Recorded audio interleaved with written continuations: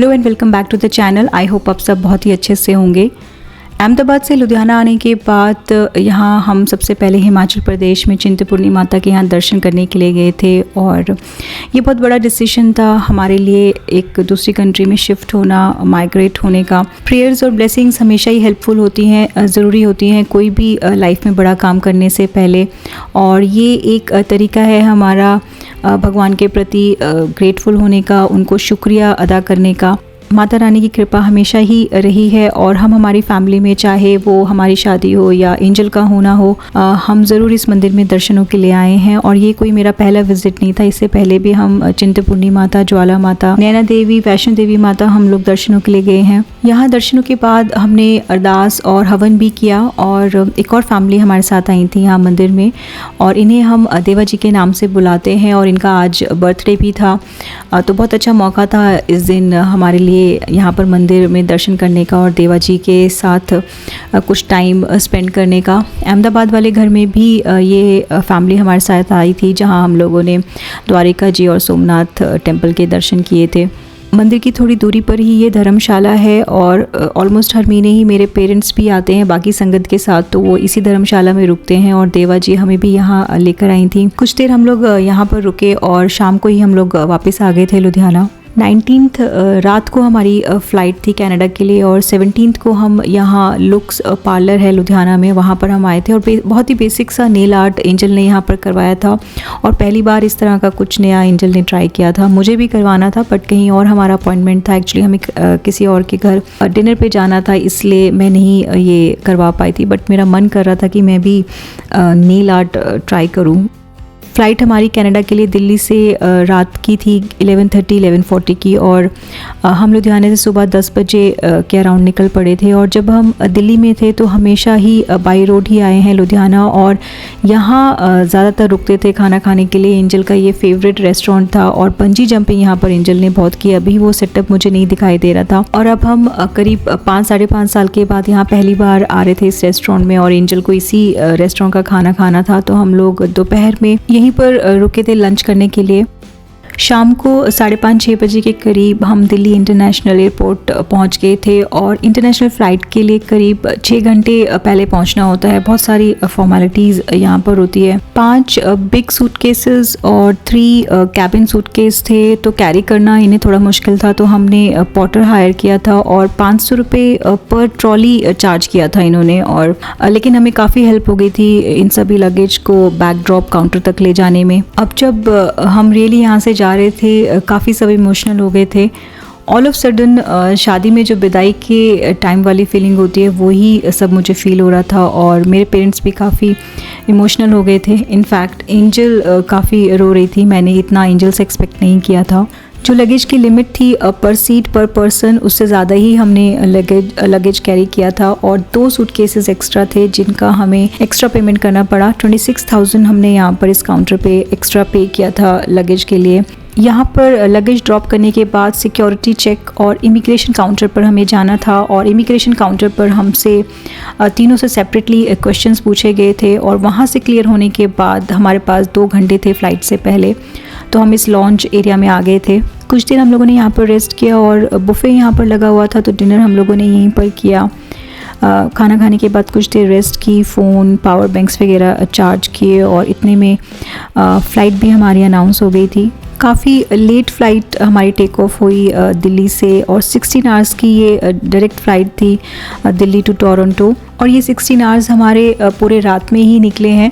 जब दिल्ली से हम चले थे तब भी रात थी और जब इस पार्ट में या फिर जोन में आए वर्ल्ड के तब भी रात थी। जो पूरी हमारी एयर जर्नी है रात में ही निकली है और सुबह अर्ली मॉर्निंग 5:30 के अराउंड हम लोग टोरंटो एयरपोर्ट पहुँचे।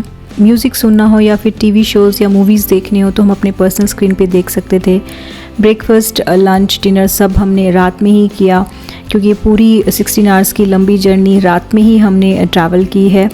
लेकिन सनराइज़ होते हुए हमने इस फ़्लाइट से ज़रूर देखा है, बहुत क्लोजली सन दिखाई दे रहा था। 5:30 से ही टोरंटो सिटी दिखनी शुरू हो गई थी और ऊपर से काफ़ी सुंदर ये शहर लग रहा था। और जैसे जैसे एयरक्राफ्ट ज़मीन के पास आ रहा था तो लेक्स और स्नो ऊपर से साफ दिखाई दे रहे थे। और जिस दिन हम यहाँ लैंड हुए टेम्परेचर था यहाँ का 15 डिग्री सेल्सियस। बहुत ही ज़्यादा ठंड फील हुई हमें इस दिन। लगेज कलेक्ट करने से पहले कुछ लीगल फॉर्मेलिटीज़ हमें यहाँ पर पूरे करने थे। इमिग्रेशन ऑफिस हमें पहले भेजा गया, एयरपोर्ट अथॉरिटीज़ ने कंफर्म्ड पीआर स्टेटस है हमारा यहाँ पर, और हमारे सभी डॉक्यूमेंट्स इससे रिलेटेड चेक किए गए। कुछ क्वेश्चंस हमें पूछे गए और कुछ हाफ एन आवर हमें लगा इन सभी फॉर्मेलिटीज़ में। और इमिग्रेशन क्लियर हो जाने के बाद, जो कि मोस्ट इम्पॉर्टेंट टास्क था हमारी फैमिली के लिए, वो सक्सेसफुली क्लियर हुआ। और उसके बाद हमने लगेज कलेक्ट किया। मेरा भाई लास्ट ईयर अप्रैल 2023 से टोरंटो में है और वो यहाँ पर अपनी स्टडी कर रहा है मिसिसागा से, और वही हमें एयरपोर्ट पिक करने आया था। और उसी ने हमारे लिए यहाँ अपार्टमेंट भी देखा है जहाँ हम अभी उसके साथ रह रहे हैं।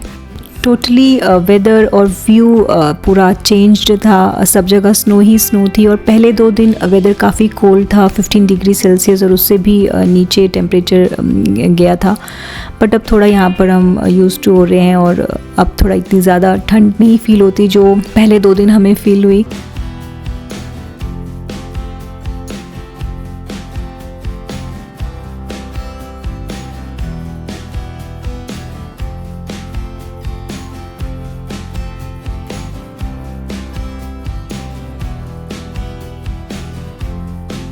घर आते ही जो ज़रूरी का सामान था वो हम लोगों ने निकाला और फ्रेश होने के बाद खाना खाकर 3 से 4 घंटे हम लोगों ने रेस्ट किया। और शाम को ग्रॉसरी शॉपिंग के लिए हम लोग यहाँ पर गए।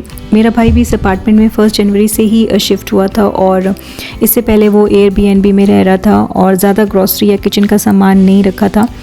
तो जो उस वक्त मुझे समझ में आया, स्पेशली किचन का जो सामान है, बर्तन वगैरह, कुछ तो मैं अपने साथ भी लेकर आई थी बट कुछ और बर्तन मैंने यहाँ से ख़रीदे। डॉलरामा और वॉलमार्ट यहाँ पर काफ़ी पॉपुलर है। डॉलरामा स्टोर है जहाँ पर कोई भी चीज़ का प्राइस $5 से ज़्यादा नहीं है। काफ़ी सारी घर की चीज़ें यहाँ से मिल जाती हैं, crockery, storage baskets, kitchen tool, stationery, decor यहाँ पर मिल जाते हैं और रीज़नेबल प्राइस है इन सभी चीज़ों का। इंडियन स्टोर्स भी है यहाँ पर जहाँ से हम इंडियन ग्रॉसरी या बर्तन ख़रीद सकते हैं, बट थोड़ा सा वहाँ पर ज़्यादा प्राइसी चीज़ें हैं। और जो अभी तक मुझे समझ में आया है, ज़्यादा चीज़ें मैंने वॉलमार्ट और डॉलरामा से ही ख़रीदे हैं। कुछ इंडियन जो यहाँ पर स्टोर्स हैं वहाँ से भी मैंने ख़रीदे हैं, बट मैक्सिमम अभी तक मैंने जो भी घर के लिए चीज़ें ख़रीदी हैं, सामान ख़रीदा है, वो मैंने इन्हीं दोनों स्टोर्स में से ही ख़रीदा है।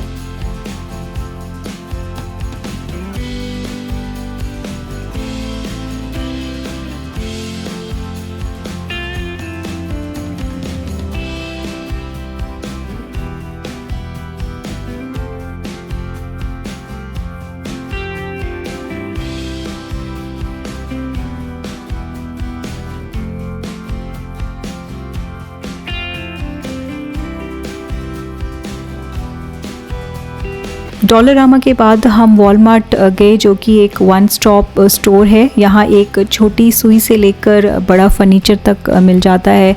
फ्रूट्स, वेजिटेबल्स, ग्रॉसरीज, कपड़े, कॉस्मेटिक, फर्नीचर, मेडिसिन्स, जो भी ज़रूरी हैं घर के लिए वो सब चीज़ें यहाँ पर मिल जाती हैं। यहाँ पर मैंने बर्तनों के अलावा कुछ fruits, vegetables, cleaning product, angel के लिए स्नैक्स, क्रोसॉन, केक वगैरह यहाँ से ख़रीदे। और डिनर हम लोगों ने इस दिन बाहर ही खाया था और कुछ इस तरह से ये पहला दिन हमारा निकला कनाडा में।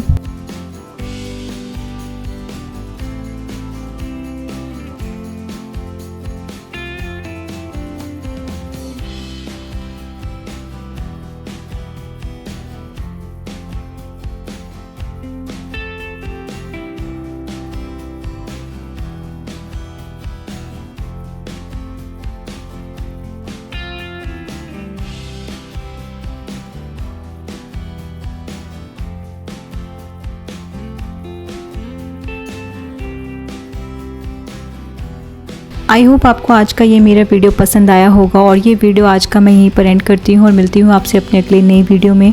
Thank you so much for watching. Thank you.